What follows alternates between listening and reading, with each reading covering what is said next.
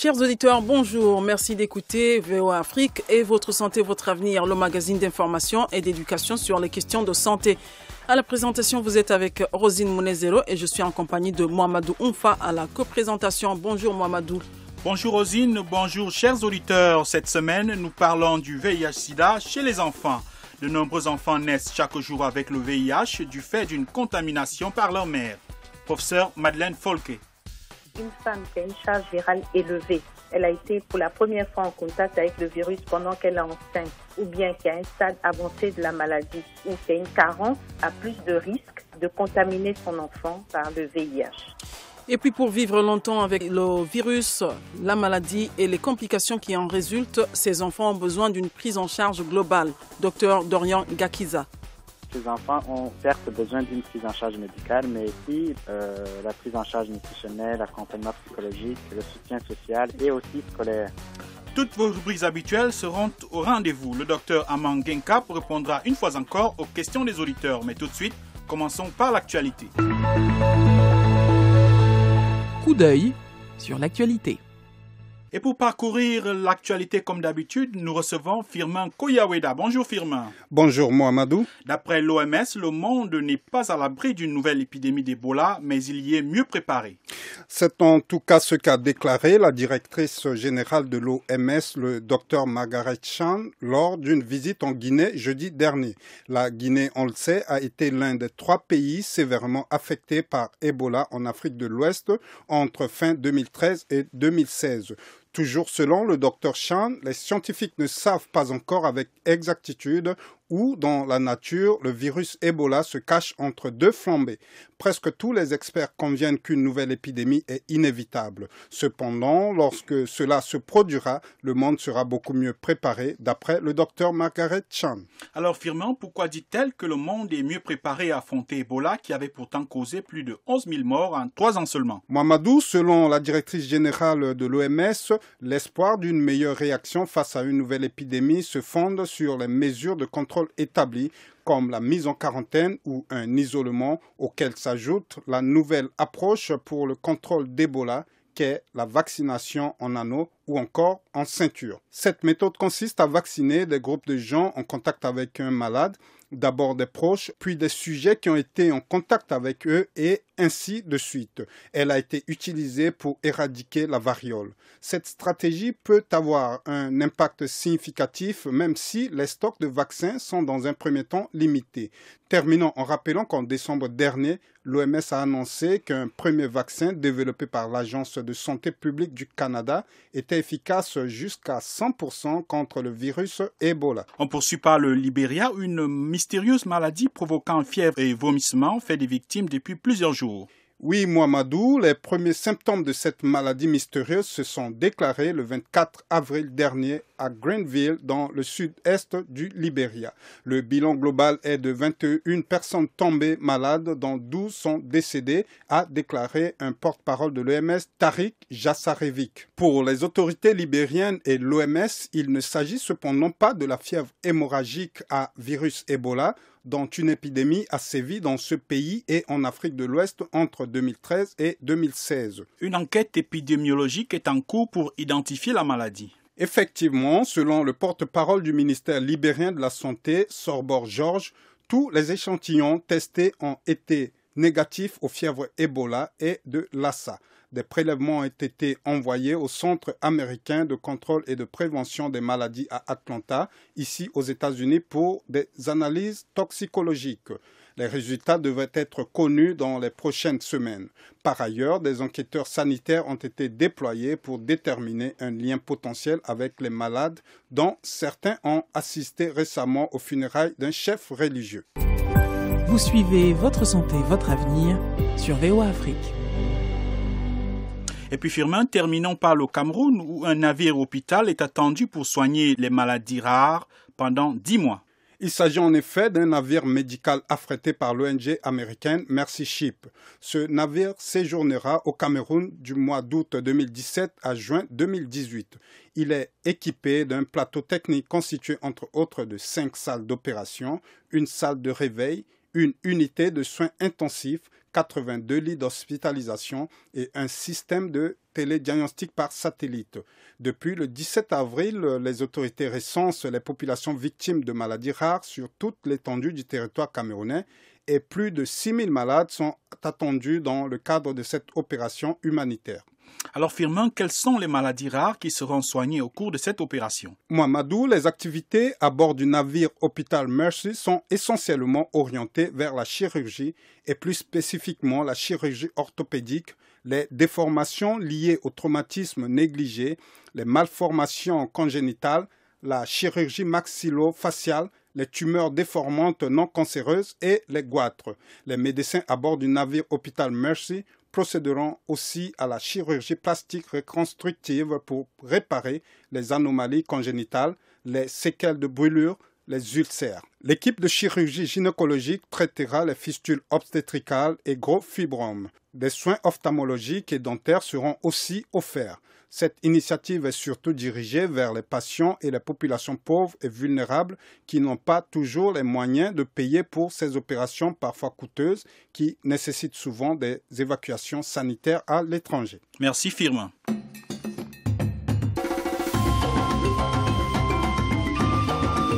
Votre santé, votre avenir, l'invité de la semaine.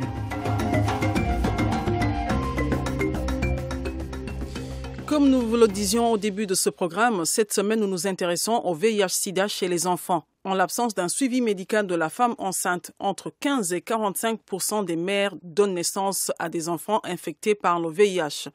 La plupart de ces enfants nés avec le virus se trouvent en Afrique du fait d'un déficit d'information, de dépistage et de prise en charge de leur maman. Comment se fait la contamination? Comment suivre ces enfants qui naissent avec le virus?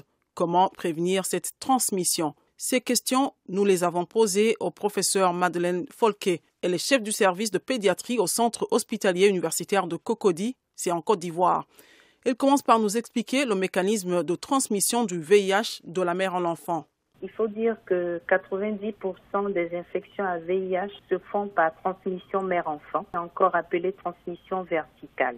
La transmission mère-enfant est le mode de contamination quasi exclusif de l'enfant. Ça peut se faire pendant la grossesse, pendant l'accouchement, et ça vraiment, ça représente 10 à 20% du mode de contamination, et également pendant l'allaitement. Et on a dénombré des facteurs de risque pour la transmission mère-enfant. Ce sont les facteurs maternels, c'est-à-dire qu'une femme qui a une charge virale élevée, parce qu'elle a été pour la première fois en contact avec le virus pendant qu'elle est enceinte, ou bien qui a un stade avancé de la maladie, ou qui a une carence, a plus de risques de contaminer son enfant par le VIH.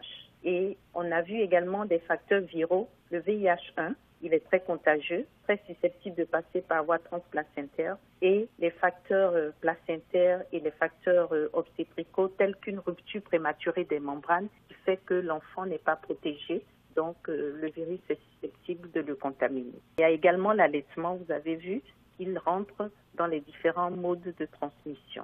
Donc, il faut retenir que 15 à 20% des gestantes qui sont séropositifs ont un risque de contaminer leur enfant en l'absence d'intervention. À partir de quel moment une maman peut savoir ou alors les médecins peuvent savoir qu'un enfant est contaminé? Est-ce qu'à la naissance, on doit immédiatement faire le test? Comment ça se passe? Quand on sait que la maman est séropositive, donc elle a été dépistée au cours des consultations prénatales ou bien pendant l'accouchement et qu'on a vu qu'elle était séropositive, dès que l'enfant sort, normalement, il est possible de savoir si cet enfant est infecté par le VIH. Donc la détection peut se faire dès la naissance. Dans les pays développés, on le fait dès la naissance par des méthodes directes, c'est-à-dire par la PCR.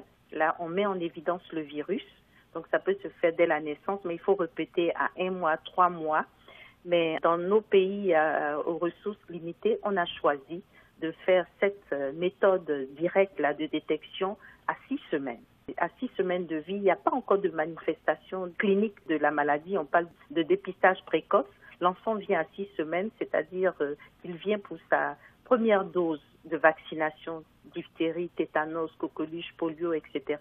Et on profite du fait qu'ils viennent pour sa vaccination pour faire sa PCR.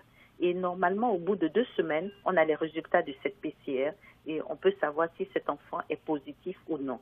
Donc, on ne choisit pas la sérologie VIH parce que la sérologie VIH met en évidence les anticorps. Et chez le nouveau-né, il y a transmission des anticorps maternels, ce qui fait que la sérologie sera positive sans pour autant nous dire que cet enfant est infecté par le virus. Donc, il faut faire le dépistage par la méthode directe qui est la PCR et qui se fait à 6 semaines. Donc, dès 6 semaines, ça prend 2 semaines ou à 1 mois pour avoir les résultats. Donc, disons, à 8 semaines, à 9 semaines, on peut déjà savoir si cet enfant est positif ou négatif. S'il est négatif, c'est qu'il est négatif. Mais si cet enfant est allaité, il faut refaire la PCR à l'arrêt de l'allaitement. Comme je vous ai dit, l'allaitement peut être source aussi de transmission d'une infection à VIH. Donc, il est possible. Il ne faut pas attendre qu'il y ait des manifestations cliniques. Il faut vraiment faire le dépistage le plus précocement possible.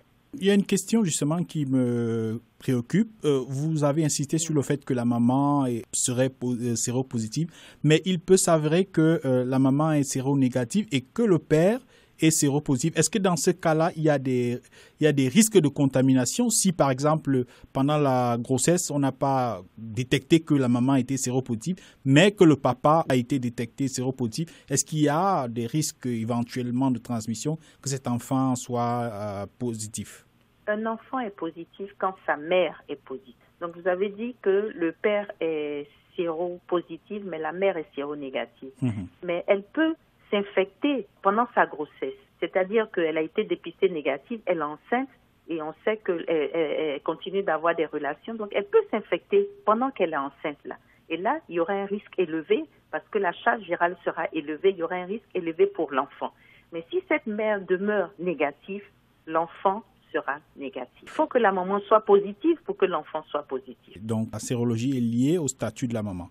Voilà, la sérologie est liée au statut de la maman. C'est la mère qui contamine son enfant. Alors, est-ce qu'un enfant né séropositif est condamné à vivre toute sa vie en prenant les ARV, en suivant un traitement? Ou alors, dès la naissance, on peut rapidement circonscrire ou alors réduire ou même éliminer la charge chez l'enfant? D'accord. Vous avez vu, j'ai utilisé la PCR, pas la sérologie. C'est-à-dire PCR? Parce que la PCR, c'est la méthode directe. C'est pour voir si le virus est présent chez l'enfant, chez le nouveau-né. Parce que si vous faites la sérologie, ce sera positif parce que ce sont les anticorps maternels qui lui sont transmis. Donc, on ne sait pas encore s'il est vraiment infecté par le virus, si on fait la sérologie. Donc, il faut faire la PCR. Ça se fait à 6 semaines de vie. Dès qu'on fait cette PCR, que cette PCR revient positive, cet enfant-là, on lui fait un bilan et il est mis automatiquement sous traitement. Après avoir obtenu l'adhésion de la mère, parce que c'est elle qui va lui donner les médicaments, les antirétroviraux, il faut qu'elle comprenne le bien fondé du traitement antirétroviral.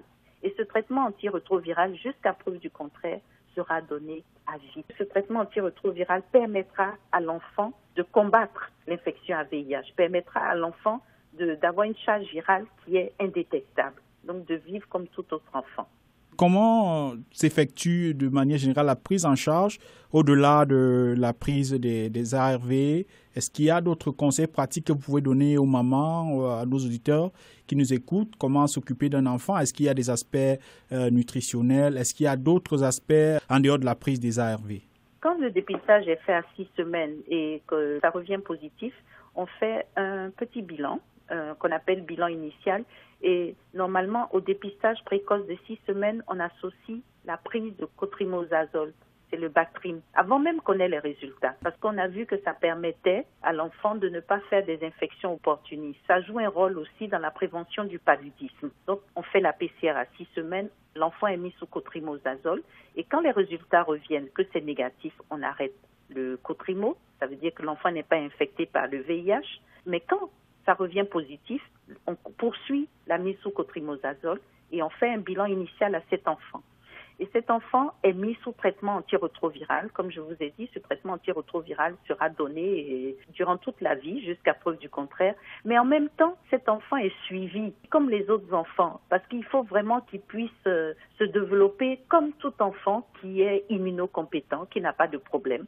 Donc, il faut suivre son alimentation, il faut suivre sa vaccination, il faut suivre son développement psychomoteur et staturopondéral. Et ce n'est qu'à ce prix qu'on peut avoir un enfant qui est VIH, qu'on ne peut pas reconnaître parmi les autres enfants. Voilà. Il faut vraiment qu'ils viennent régulièrement, chaque mois au début, ensuite une fois par trimestre, et on lui fera un bilan sanguin une fois tous les 6 mois, et on va suivre sa charge virale pour voir qu'il est indétectable et qu'il reste indétectable. Et là, franchement, on a nos enfants qui ont un bon développement staturopondéral, qui ont une bonne croissance, qui évoluent vraiment comme s'ils n'avaient rien. Mais c'est au prix d'une prise régulière des antirétroviraux et puis d'un conseil en alimentation, parce qu'il faut qu'ils mangent de façon équilibrée pour se maintenir en bonne santé. Quels conseils donnez-vous aux mamans qui savent déjà qu'elles sont séropositives ou alors qui ne le savent peut-être pas? Comment faire pour éviter cette transmission-là? Je dirais déjà même que ça commence par nos adolescents. Il faut qu'ils puissent connaître leur statut sérologique. Et puis, s'ils sont négatifs, qu'ils adoptent des conduites qui leur permettent de préserver ce statut négatif, c'est-à-dire avoir des relations sexuelles protégées ou bien s'abstenir de relations sexuelles si c'est possible. Mais pour une femme qui est enceinte, franchement, la porte d'entrée dans les soins pour nous, ça a été le suivi de la grossesse. Parce que quand la femme est enceinte, elle est plus apte à faire tous les examens et tout. Et donc, elle doit faire son dépistage. Ça doit être systématique. Si elle ne l'a pas fait avant, même si elle l'avait déjà fait, il faut le faire. Parce qu'on sait qu'il y a des moyens de pouvoir faire que l'enfant naisse sans être infecté par le VIH si la mère est positive. Donc, elle fait son test. Elle vient pour se faire suivre sa grossesse dans les structures sanitaires. Et là, on lui fera son test de dépistage. Si elle est positive, elle est mise automatiquement sous traitement antirétroviral. Et ce traitement antirétroviral la préserve, elle, mais ça permet pour elle d'avoir une charge virale indétectable. Et si elle est indétectable, le risque de transmission est vraiment inférieur à 1, il est quasi nul. Donc, ça nous permettra d'éliminer ces modes de contamination chez les enfants. Lorsqu'elle prend correctement son traitement et qu'elle accouche, l'enfant également, il est mis sous traitement pendant une courte période, une prophylaxie à la névirapine, et il faut revenir à 6 semaines pour faire sa PCR. Et c'est la PCR qui pourra nous dire si l'enfant est infecté ou non. Et généralement, si c'est bien suivi, ces antirétroviraux pris par la mère, si vraiment les conditions d'accouchement, l'alimentation protégée, si vraiment c'est bien fait, normalement, il est possible d'éliminer cette transmission mère-enfant de l'infection à VIH. Et maintenant, au niveau de l'alimentation, de l'allaitement que vous aviez évoqué tantôt? Si c'est contre-indiqué dans les pays développés, chez nous ici, on a compris l'importance vraiment de nourrir son enfant avec le lait de sa maman. C'est culturellement accepté et tout. Donc, maintenant, la femme qui est enceinte, qui est mise sous traitement antirétroviral, donc qui a sa charge virale qui est indétectable, peut nourrir son enfant avec son lait jusqu'à 1 an, c'est-à-dire à 6 mois, il n'aura que le lait, et puis à partir de 6 mois, on fait la diversification et elle peut continuer à lui donner son lait jusqu'à 1 an, en plus de la diversification. Et comme elle a une charge virale qui est indétectable, il y a un moindre risque pour elle de contaminer son enfant. Donc, ce qui a fait maintenant que nos mamans peuvent allaiter leur enfant comme toute autre femme qui est immunocompétente. Nous remercions le professeur Madeleine Folquet qui nous répondait depuis la Côte d'Ivoire. Quelqu'un l'a vécu? Voici son témoignage. Selon les statistiques de l'ONU-SIDA publiées en 2016, 290 enfants meurent chaque jour du sida ou des maladies opportunistes.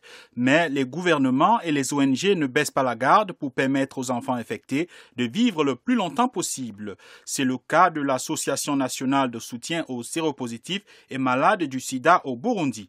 L'ANSS aide au dépistage, au suivi, à la prise en charge médicale, à l'accompagnement psychologique et même au soutien scolaire. C'est ce que nous a expliqué le docteur Dorian Gakiza, responsable de la prise en charge du sida pédiatrique de l'ANSS. Notre intervention consiste en une prise en charge globale, c'est-à-dire la prise en charge médicale et nutritionnelle, l'accompagnement psychologique et le soutien social.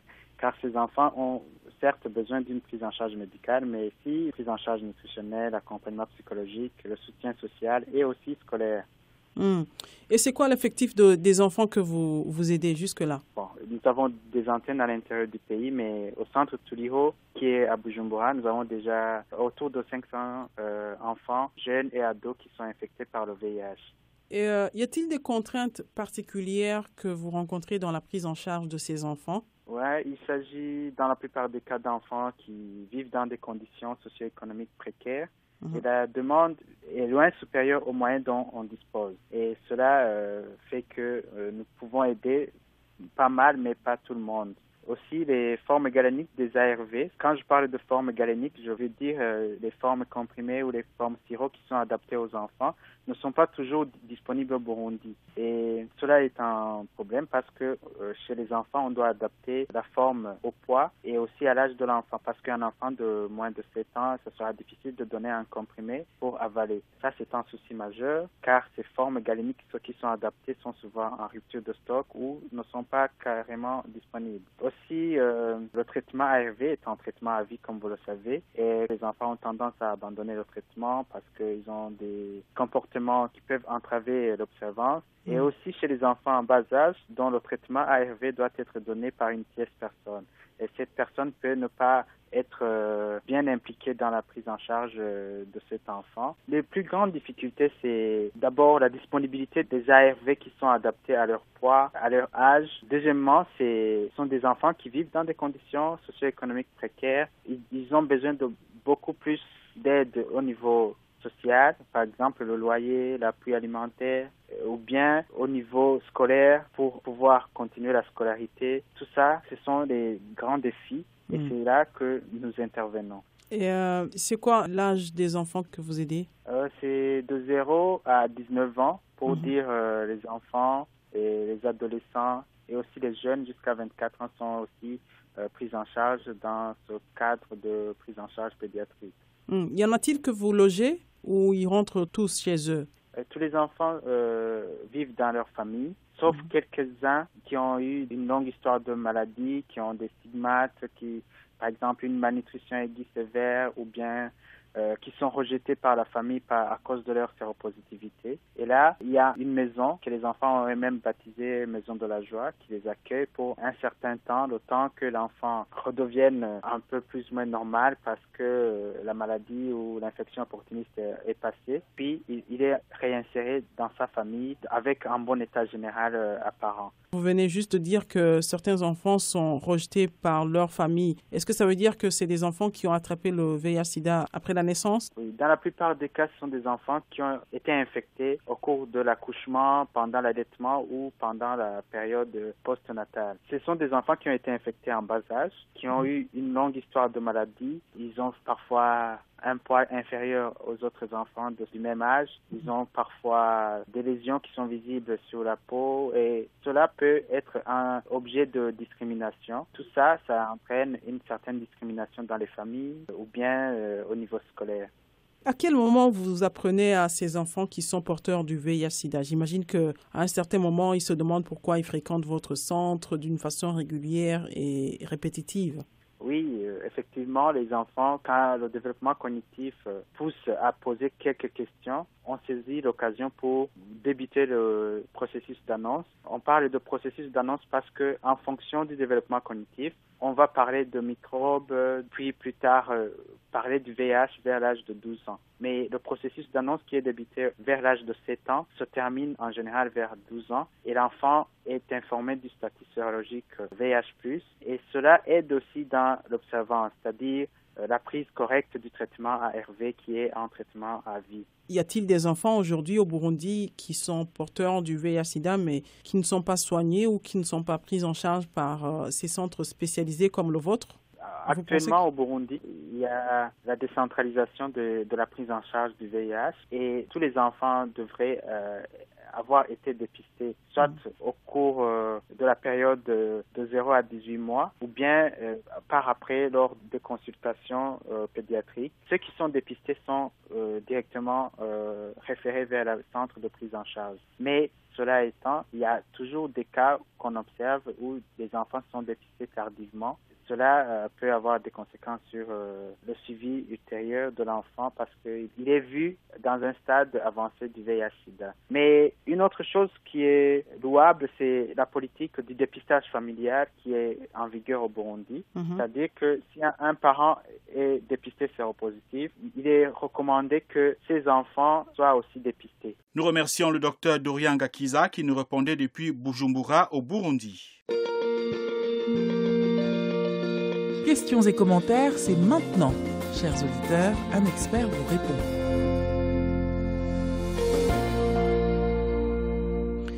Continuez comme vous le faites déjà à nous envoyer vos questions de santé. La question de la semaine nous vient d'un auditeur de Kinshasa. Pour y répondre, nous avons sollicité l'expertise du docteur Armand Genkap. Il est médecin urgentiste et praticien au centre hospitalier universitaire de Soissons en France. Bonjour docteur. Bonjour docteur, il m'arrive d'avoir des fois des sensations très étranges au niveau des jambes, comme si je recevais une décharge électrique. Mais des amis que j'ai consultés, à qui j'en ai parlé, m'ont parlé des crampes. Alors si c'est le cas, que dois-je faire? Est-ce normal d'avoir des crampes même lorsqu'on vient de faire une marche et c'est très courant chez moi? Ce que je peux dire à cette auditrice, si c'est des crampes, c'est qu'elle ressent une espèce de contracture musculaire soudaine, incontrôlable, douloureuse et qui très souvent sont transitoires au niveau de ses jambes. Ce qu'elle ressent un tout petit peu comme étant des décharges électriques. Très souvent, ces contractures sont sans gravité. Mais toutefois, il faut connaître les causes parce que les causes peuvent être multiples. La cause la plus fréquente en général de cette sensation de contracture, cette sensation de crampe au niveau des jambes, c'est souvent la déshydratation.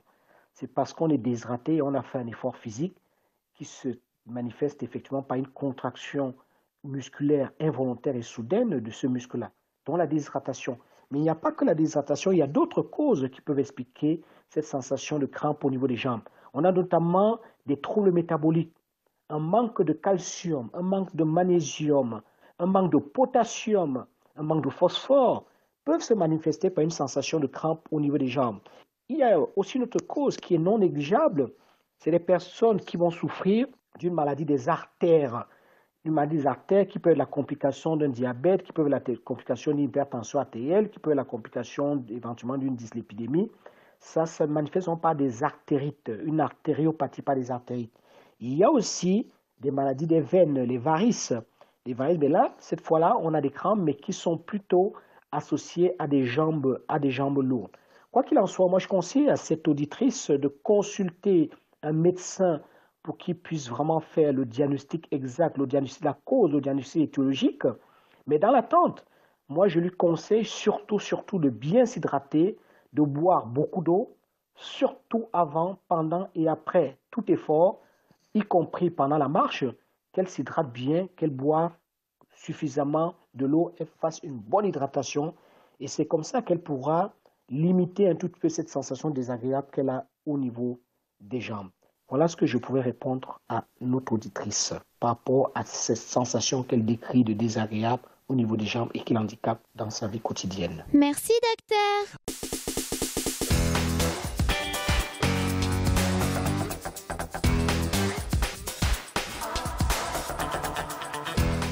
C'est ici que prend fin votre santé, votre avenir. Cette édition était consacrée au VIH-Sida chez les enfants. Pour en parler, nous avons reçu comme invité le professeur Madeleine Folquet, médecin pédiatre et chef de service de pédiatrie au centre hospitalier universitaire de Cocody en Côte d'Ivoire. Elle nous a expliqué comment se transmet la maladie et comment prendre en charge les enfants vivant avec le virus. Nous avons aussi écouté le témoignage du docteur Dorian Gakiza, responsable de la prise en charge du sida pédiatrique de l'Association nationale de soutien aux séropositifs et malades du sida au Burundi. Il nous a présenté les activités menées par l'association et les problèmes auxquels font face les enfants séropositifs. Notre consultant, le docteur Amangenkap, était avec nous pour répondre aux questions des auditeurs. Nous leur disons tous merci. Merci également à Firmin Koyaweda pour la synthèse d'actualité santé et à Chouchou Kawa, notre correspondante à Kinshasa, qui a recueilli les questions des auditeurs. Georges Léonard Sagno assurait la réalisation et Aiden Outko était à la console. Pour vous présenter cette édition, vous étiez avec Rosine Mounezero et j'étais en compagnie de Mamadou Oumfa. Restez branchés au programme de VOA Afrique et n'oubliez surtout pas de prendre soin de votre santé car votre santé, c'est votre avenir. Au revoir. C'était Votre santé, votre avenir, une production de VOA Afrique. Pour vos commentaires, vos questions ou vos témoignages, retrouvez-nous sur voaafrique.com ou sur notre page Facebook VOA Afrique.